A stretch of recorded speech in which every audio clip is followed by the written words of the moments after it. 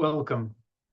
Recently, we've been looking at examples of applications of exponential functions. So we've been modeling with exponential functions. Some of those have been population growth. Some of those have been radioactive decay, or just decay in general, in particular, that relating to carbon dating. Now, these examples on carbon dating tell us that whatever these fossils are millions of years old. And as Christians, we should pause and say, millions of years old?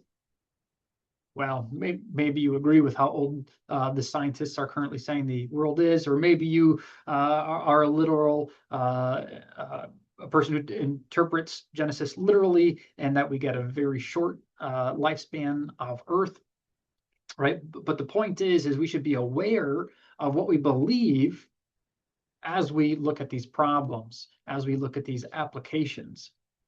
So mathematics is used in science to model these situations. And it's important that we recognize whether or not these agree with or don't agree with our beliefs, right? These models start with some assumptions. I have spoken with some very intelligent people working for chemical companies. So we're talking mechanical engineers, electrical engineers, chemical engineers, a lot of smart folks, chemists, not just engineers. Anyway, the point is, in conversations that I've had, they've said, hey, you know what? Models that are accepted in general are not necessarily true because we're working with some assumptions that we don't actually know.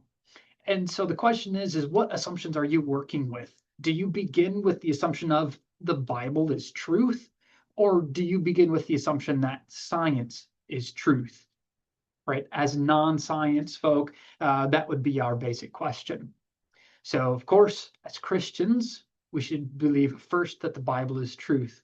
So take what you believe and then interpret these things that we are looking at.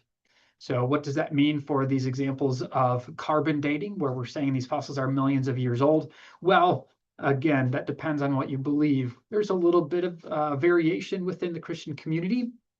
Do we interpret Genesis literally, or do we not interpret Genesis literally, is going to give us maybe some different answers and still provide some conflict even within the Christian community here. But either way that you lean there, I simply ask that you pause and reflect. What assumptions are you beginning with? Thank you for your time.